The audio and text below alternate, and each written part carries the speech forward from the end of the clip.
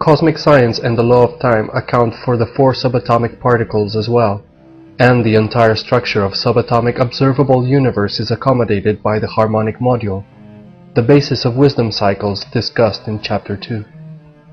The structure of the harmonic module is first divided into 4 light grids, 36 unit grids on the 4 corner quadrants. On the left side, the 2 light grids represent the neutrino above and the electron below, and on the right side, the up quark and the down quark. The 4 small quadrant zones on each side are the 8 unobservable ones, while the center matrix is the area of the genetic code. Cosmic science and the law of time include all of this quantum physics. But positivist science is still missing 99% of the picture because it is only looking at the slim slice of the sphere of consciousness.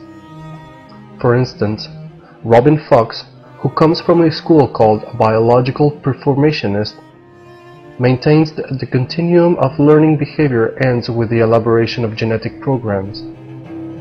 Beneath the superficial diversity of human languages, customs, beliefs and institutions, Fox says, lies a rigid, unchanging structure that was already in place 40,000 years ago. Because of the deep structure of behavioral tendencies, Fox imagines a new Adam and Eve cut off at birth from all contact with human culture. He goes on to say, I do not doubt that this Adam and Eve could speak, and then, given time, they or their offspring would invent or develop a language despite their never having been taught one. Furthermore, this language, although totally different from any known to us, would be analyzable by linguists on the same basis as other languages and translatable into all known languages. But I would push this further. If our new Adam and Eve would survive and breed, still in total isolation from any cultural influences, then eventually they would produce a society which would have laws about property, rules about incest and marriage, customs of taboo and beliefs about the supernatural and practices relating to it, a system of social status and methods of indicating it, initiation ceremonies for young men, courtship practices including the adornment of females, systems of symbolic body adornments, generally certain activities and associations set aside for men from which women would be excluded, gambling of some kind, a tool and weapon making industry, myths and legends, dancing, adultery and various doses of homicide, suicide, homosexuality, schizophrenia, psychosis and neurosis, and various practitioners to take advantage of or to cure these, depending on how they are viewed. David Laser, Cosmogenesis, page 237. This is an example of a mind taking a perception, then exclusively using its own positive logical consciousness to project the contents of its mind as its conclusions. In this case, the contents of mind are just a product of modern society, with its conditioned, institutionalized perspective.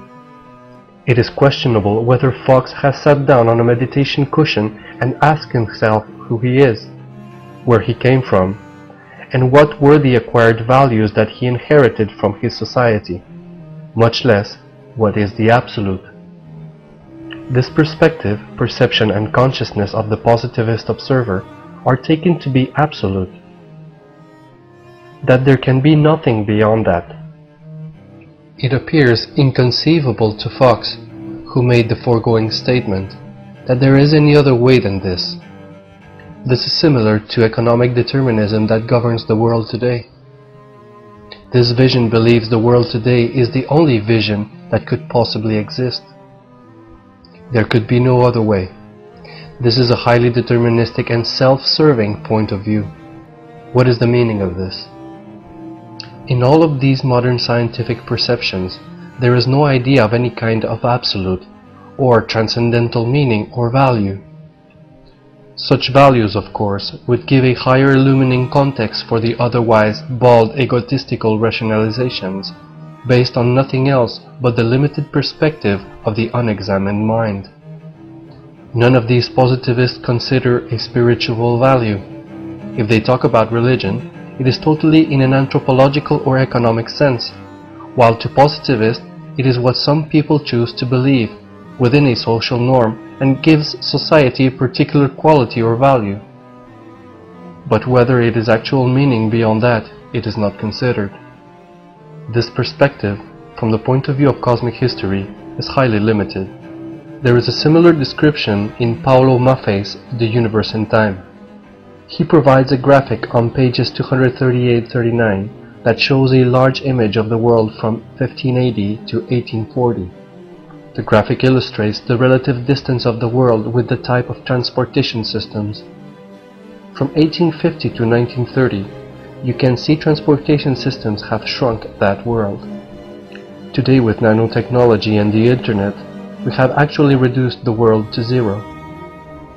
What happens when we get to the point of exponential increase of information? The same chart is in Hawking's book, Universe in a Nutshell. And there is a similar one in Time in the Technosphere, which considered these phenomena in relation to the history of calendars. What happens when you have this large of an exponential increase? Ironically, some scientists are seeing this as in James Blake's Faster, The Acceleration of Just About Everything, 1999, noting that internet time is instantaneous. This actually affirms the law of time. The velocity of time is instantaneously infinite. The positivists write as if this would go on forever. But what happens when there is a simultaneous exponential increase of information, machines, and human population?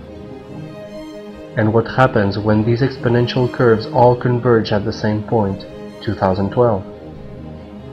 Is this not like a black hole of information and consciousness?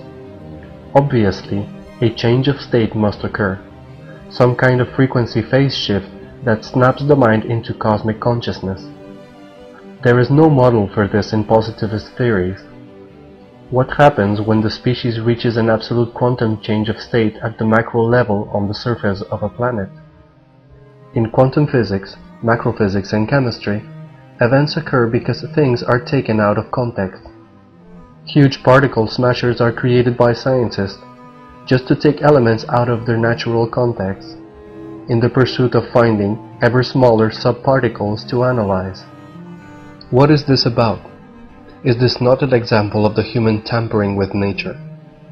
Still, many scientists and governments are reluctant to say that change in the world has anything to do with the human behavior, or that the human modification of the environment has any effect on weather patterns.